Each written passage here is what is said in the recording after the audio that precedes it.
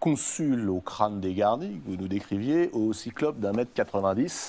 Maccash, le personnage créé par Caril Ferret, est borgne. Il a un bandeau sur l'œil, façon pirate. Il a été élevé à Belfast, en Irlande du Nord, à coups de ceinturon. Il est resté punk, mais il est assez courageux pour adopter une gamine de 13 ans et partir à la recherche d'une femme qu'il a aimée 15 ans plus tôt. Plus jamais seul. Nouveau volume des aventures de Maccash qui vient de paraître en série noire. Alors c'est du Caril Ferret. Autant vous dire que c'est du lourd. Vous nous emmenez cette fois-ci, Caril Ferret, en Bretagne et en Grèce. Alors ça nous change un tout petit peu des polars ethnologiques que vous avez pu écrire, comme Mapuche, Condor, qui se déroulaient au Chili ou en Argentine.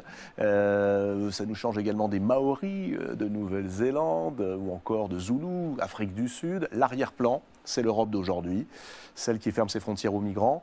Et puis un rêve fou, aider les autres dans un pays qui se referme sur lui-même, la France. On va en parler dans un instant, mais un mot sur le personnage qui va jouer le chien dans un jeu de quilles, Maccash. Qui c'est, ce Maccash?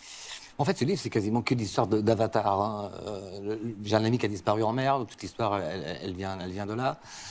Maccash, moi j'ai un de mes meilleurs amis qui est borgne, donc je connais bien la bornitude, entre guillemets. Il est assez proche du personnage, donc il est très romanesque. Je l'amène quasiment dans tous mes voyages. J'étais en Sibérie du Nord, à Norilsk, là. Je l'ai emmené avec moi, c'est un roman ambulant. C'est-à-dire que vous voyagez avec vos personnages? En quelque sorte. Enfin, bon, je les transforme, hein. Enfin, c'est mes amis, mais je les transforme, hein, quand même. Je pousse un peu le bouchon, évidemment. Bon, mais il tue personne, hein. Votre ami? Mon ami, oui. Mais son ex-femme qu'il essaie de retrouver, je suis inspiré de Kazek, qui est une copine rappeuse. Stavros, c'est mon éditeur grec qui est borgne aussi. C'est quand même dingue. Il arrive en Grèce pour faire un... Attendez, arrêtez de dire ça, on va finir par croire que vous n'avez aucune imagination. Non, mais bon, je m'inspire de la vie. Mais parce que des fois, ce que j'adore dans la vie, c'est il manque toujours quelque chose au réel, en fait. C'est pour ça qu'on écrit des histoires. Et si tu cherches quelque chose, bah, tu trouves des trucs. Enfin, et c'est pas un hasard si je vais en Grèce et mon éditeur est borgne. En plus, il a une maison à Estepaléa. Je voulais aller chercher des témoignages sur des réfugiés. Il me dit, ah ben moi j'ai une petite île à côté de la Turquie. Ils viennent de temps en temps et tout. C'est hyper difficile. J'étais obligé de passer un mois de vacances là-bas pour... Ah oui, c'est pas facile. J'ai souffert, ouais, j'ai souffert sur ce livre. Ouais. Votre personnage, Maccash, prototype du nihiliste qui reste punk. Oui, parce qu'en fait, l'âge et le temps moi qui j'ai grandi passe. avec le punk, hein, enfin, donc c'était un peu No Future. Donc ça, c'était fini les babacools. Ça sentait déjà Thatcher, Reagan, un peu tous ces trucs pourris là, qui nous pourrissent la vie toujours. Et comme ce livre, il est assez... il parle beaucoup de politique. C'est mon bouquin européen, en fait. Moi, je voulais parler d'Europe. Je suis profondément pro-européen, pas cette Europe-là. Mais comme tout le monde est impliqué politiquement dans ce livre, à travers les réfugiés, etc., si le héros, en plus, il était de la CGT, ça marchait pas, en fait. Hein, Vous n'avez pas pu prendre un consul. Ça marche pas. Mais parce que j'ai pas... et c'est vraiment la différence entre nous, c'est que moi, je commence par en dessous et vous par au-dessus, mais c'est parce que j'ai jamais été consul et je pense que c'est mort. Il y a des consuls borgnes, hein, un consul borgne, ça peut être possible.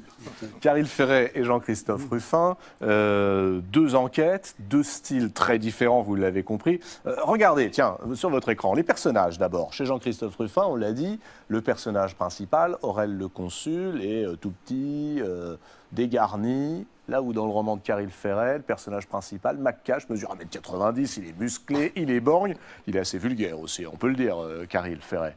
Chez Jean-Christophe Ruffin, Aurel le consul s'habille en costume rayé, 3 boutons, avec des cravates à rayures rouges, en Afrique, hein, vertes parfois, un très long manteau de tweed, toujours en Afrique, toujours boutonné. Et en revanche, Maccash, c'est la même garde-robe depuis des années, hein, regardez-le, veste noire, pantalon noir, Doc Martens aux pieds, et puis un vieux blouson Harrington, c'est ça, hein, sur les épaules. Élément incontournable, ah oui, dans les enquêtes, la voiture. Aurel le consul, il roule dans une vieille Clio déglinguée. À l'arrière. Ah oui, à l'arrière, bah oui, quand même. Mais c'est la seule que le consul général lui autorise. Il se fait trimballer. Maccash, lui, trimballe toujours son éternel Jaguar, coupé cabrio, s'il vous plaît. Et puis chez Jean-Christophe Ruffin, alors il n'y a pas d'excès, hein, ancien ambassadeur, Aurel le consul ne boit que du vin blanc, de préférence du Tokay. Chez Maccash, tout y passe. Un peu de tout, on fume des clopes, des pétards, on prend toutes sortes de drogues. Hein. Dans votre livre, Jean-Christophe Ruffin, la bande-son, ça c'est très important, la bande-son dans les deux livres d'ailleurs, ce sont les gymnopédies de Satie. Tiens, Richard Lornac avec votre piano, les gymnopédies de Satie.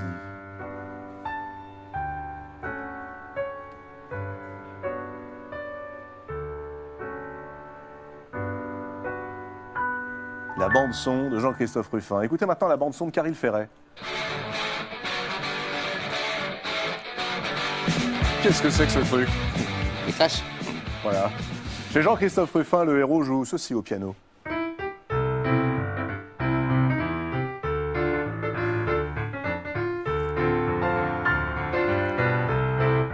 Quelle Et chez Caril Ferret, pendant ce temps-là.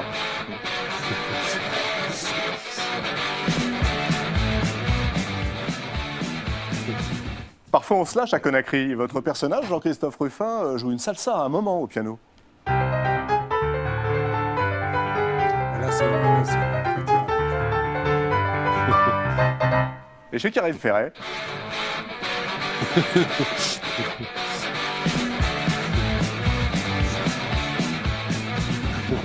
Allez, ça fait plaisir de savoir qu'il y a encore des romans punk. Qu'est-ce que ça veut dire, être punk tout en étant capable de parler de la politique actuelle, c'est-à-dire de la crise migratoire et de l'indifférence érigée en boussole? Bah, bon, c'est peut-être un peu, c'est pas très littéraire comme vision du monde, mais la vision rock, c'est quand même sentimental. Et la condition humaine, pour moi, c'est tout bête, hein, mais quand j'étais gamin, c'était les animaux, après c'était les Indiens, après c'était les Noirs, enfin tout ce qui, après c'est les femmes. C'est tout ce qui est un peu opprimé, c'est là où va ma tendresse, mais c'est naturel, hein, enfin. Et le sort réservé aux réfugiés, surtout aux réfugiés de guerre, enfin, c'est quand même terrible. Je trouve que la France et l'Europe méritent autre chose que cette mascarade c'est vraiment cacher la main sous le tapis avec Erdogan en Turquie. Enfin, je trouve ça assez honteux, en fait. C'est le point de départ, hein, en réalité, de ce polar extrêmement rapide, nerveux. Un copain d'enfance, enfin un copain de McCash qu'il n'a pas vu depuis une quinzaine d'années, disparaît en mer. En réalité, très rapidement, on s'aperçoit que ce n'est pas seulement un accident, qu'il avait tenté d'aider en Grèce ces réfugiés et que la plupart de ces réfugiés en Grèce sont obligés de passer par ce que vous appelez la honte absolue, Caril Ferret, c'est-à-dire Istanbul, la Turquie et le trafic d'êtres humains. Bah, en général, les gens qui arrivent en France ou en Europe, on devrait leur filer une médaille. Les femmes ont été violées, quasiment toutes. Ils ont subi le pire que les êtres humains peuvent subir, quoi. Et qu'est-ce qu'on fait, nous? On les met dans des camps qui rappellent tristement ce que vous avez, quoi. Donc après, moi, j'ai pas de solution, hein. Parce que c'est quand même ça aussi. Alors, à la fois le problème de ce que vous dites, mais le problème de l'enquête principale. Quelle solution? Que faire? Demande à un moment McCash. 6000 personnes étaient mortes l'année dernière en voulant traverser la Méditerranée. Que faire? Réponse, Jean-Marie Leclésio. Est-ce que vous en avez une? Je n'ai pas plus de réponses que vous. Je suis dans la même consternation. Et donc, bon, les écrivains ne sont pas des politiciens. C'est évident qu'ils ne manient pas, ils n'ont aucun pouvoir. Mais ce sont des tambours et ils font du bruit. Alors peut-être quelquefois, la musique du tambour va avoir une action. Mais vous avez publié il y a quelques semaines une tribune qui a été très remarquée, dans laquelle vous le disiez. Je suis moi-même un réfugié, j'ai été l'un d'entre eux. Oui, c'est la vérité. Oui. Bon, c'était la guerre, mais est-ce que la plupart des pays sont en guerre? Et puis il y a une guerre dont on ne parle pas, c'est la guerre de la pauvreté, la guerre de la faim. Donc ça existe. Et moi, je trouve scandaleux en effet, que ces gens ne soient pas accueillis. Oui, et même pire, je trouve scandaleux qu'une fois qu'ils sont sur le territoire français, ils soient persécutés. Ça, je trouve ça insupportable. Insupportable qu'on crève les tentes de ces gens qui tentent de s'abriter de la pluie. Enfin, c'est tout ce qui est dénoncé tout le temps, mais on n'avance pas. Ça reste comme s'il y avait un blocage quelque part, alors que les moyens sont là. La France a des moyens. Ouais. Ce n'est pas un pays pauvre, la France. Elle a des moyens. Je veux dire que je ne vais pas prendre des décisions, mais il est évident que l'argent qu'on dépense à faire la guerre pourrait être employé à d'autres urgences. Alors les urgences, vous le dites, c'est la scolarisation, hein, c'est ça qui peut permettre également de faire en sorte que les réfugiés puissent s'intégrer. C'est le grand mot également de ce petit foyer idéaliste, mais pas que, qui gravite autour de l'ex-femme de McCash. Est-ce que c'est un début de solution? Tout à l'heure, Jean-Marie Leclésio a dit on ne peut pas faire grand-chose, mais j'ai l'impression que quand on lit ce livre, si les écrivains ont un pouvoir, et pas seulement celui du tambour. C'est peut-être d'éveiller les consciences, non? Oui, mais c'est aussi le problème du livre, c'est que comme il n'y a pas de réponse collective, et ce qui est dommage, parce que l'Europe on devrait être unis autour de ça, comme la réponse n'est pas collective, donc elle ne peut être que individuelle, en l'occurrence, enfin, dans le livre, mais bon, ça mène pas forcément... ça se passe pas forcément très bien non plus. Je pense que c'est une question qui est trop importante pour qu'on puisse la gérer de manière individuelle, quoi. Bon, dans le livre, c'est le cas, mais... Alors, dans le livre, effectivement, c'est un personnage qui décide de monter une filière personnelle et qui se heurte aux mafias albanaises et turques. Elles existent vraiment. Oui, c'est documenté, ça. Ces mafias je ne les ai pas rencontrées. Hein, mais... qui, aujourd'hui, kidnappent les réfugiés, en font des esclaves sexuels, font des trafics d'organes. En fait, selon l'argent qu'ils ont, selon comment on les chope, tout ça, c'est des produits, en fait, quoi. C'est des produits, ils en font... Comme ils sont en bas de l'échelle humaine, aujourd'hui, économique, voilà, c'est le système néolibéral. Hein. Il y a 0,1% maintenant c'est 0,01% des gens qui s'en foutent plein les fouilles. Et puis quand tu es complètement en dessous, tu ne vaux plus rien. Donc les réfugiés, eux, ils sont vraiment en dessous, donc ils finissent mal. Vous êtes curieusement silencieux alors que vous connaissez bien cette question, Jean-Christophe Rufin. J'en prends un argument donné, page 291 par Caril Ferret. Cette crise migratoire, va falloir la régler car dans 15 ans, écrivez-vous, il y aura plus de 40 millions de personnes au Sahel qui auront à peine de quoi manger sur un territoire saturé. Ça, ce sont les faits. Non, mais je crois qu'il faut différencier. Dans le roman, les choses se passent vers Istanbul. En fait, on parle des réfugiés plutôt des guerres du Moyen-Orient, c'est-à-dire les guerres de Syrie, etc. Là, il y avait un problème extrêmement grave, mais qui était solvable. C'est-à-dire que résoudre les crises de la guerre en Syrie, remettre un peu de paix, un peu de construction dans cette région du monde, c'est pas facile, mais c'est pas impossible. Le problème des autres migrations à travers la Méditerranée, en particulier africaine, c'est un problème gigantesque parce que c'est 1 milliard de gens qui sont en face de nous. Donc, en termes de moyens, la France a les moyens, effectivement, d'accueillir un certain nombre de réfugiés, mais certainement pas 1 milliard.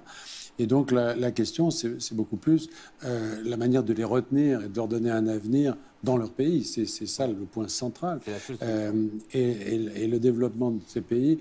Mais si vous voulez, votre émission n'est pas une émission politique. Non, bien sûr, mais en même temps, ce qui est intéressant, c'est que ces romans, et comme souvent, le roman policier, fait surgir des problématiques politiques qui sont l'histoire de demain, qu'on prépare aujourd'hui. Pardon de ce truisme, Patrick Boucheron, mais on a un peu le sentiment quand même qu'aujourd'hui s'écrit ce que nous devrons juger demain.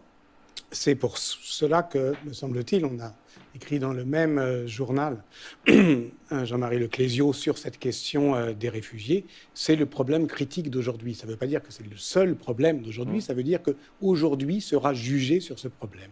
C'est-à-dire que nous serons tous, face à l'histoire, comptables de ce que nous sommes en train de faire. Ou de ne pas faire, ce que nous aurons refusé de faire. Ou de ne pas faire.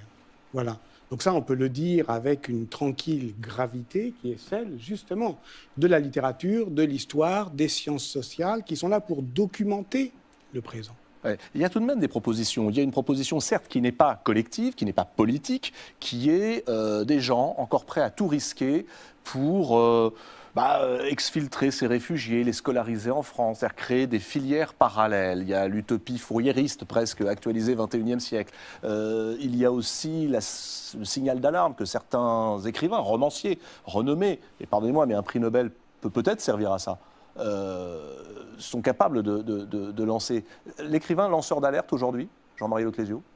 Oui, enfin, les vrais lanceurs d'alerte sont ceux qui sont sur le terrain et qui se mobilisent, comme dans le sud de la France, ceux qui aident les réfugiés qui sont dans une situation désespérée. Oui, ça, ce sont les vrais lanceurs d'alerte. Alors l'écrivain relaie ça, mais est-ce qu'il est entendu? C'est très difficile de mesurer l'impact d'un livre. Est-ce que vous croyez au pouvoir de l'écrivain? Je crois à l'enchantement de l'écrivain. Je crois que son pouvoir est celui de l'enchanteur. C'est-à-dire qu'il y a une certaine magie, il y a une certaine incantation dans les mots. Mais après ça, il faut que ces mots agissent. Lorsqu'on lit les textes de l'époque révolutionnaire, maintenant, on ne vibre plus de la même façon, alors qu'à l'époque, ils ont été porteurs d'action. Et chaque époque a ses enchanteurs. Notre époque actuelle a des enchanteurs, en effet, qui utilisent peut-être plutôt le témoignage et la vérité saisie au vol, instant par instant. Donc, il y aura certainement des conséquences, mais l'écrivain ne peut pas dire c'est moi qui ai fait ça. Il serait excessivement vaniteux de penser qu'il a fait quelque chose de réel. En revanche, ceux qui sont sur le terrain, donc ceux dont on parle, oui, ceux-là, oui, ils font quelque chose d'important. Mais on peut quand même humaniser quelques victimes, parce qu'on dit 300 000 réfugiés, c'est une information, mais si à travers un roman, on peut humaniser une victime, que le lecteur, pendant 300 pages, du coup, il peut changer son regard, peut-être. C'est des petits. Oui, il y a les photographes aussi. C'est petits goûts, bien sûr. Et les photographes sont très importants pour ça. Ils nous rapportent la réalité. Donc, ça, c'est important aussi. Et le titre en dit beaucoup. Plus jamais seul, dans la série noire, Caril Ferret.